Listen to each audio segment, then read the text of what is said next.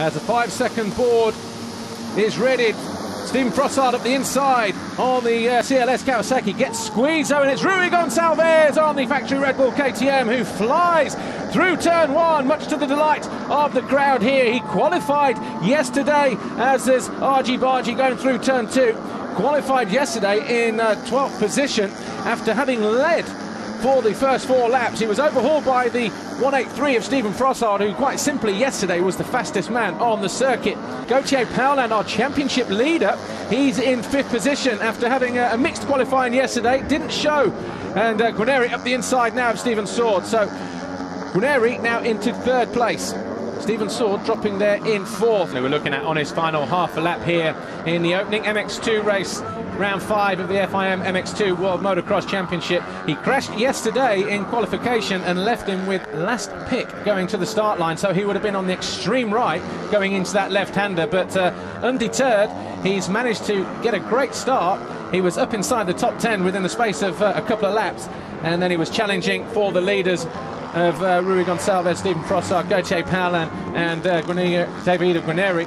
And here he is, 4.5 seconds clear of Rui Gonçalves, and he comes out of the final turn, out of the city curve, gets on the gas, takes a quick look over his shoulder and takes the checkered flag and takes his 2nd race win of the season to go with the win that he picked up in race 1 in Bulgaria, a Grand Prix that he went on to win overall.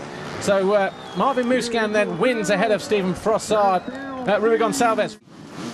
5-second board then, and heads down for Nicolas Aubin, number 3 on the Monster Energy Yamaha.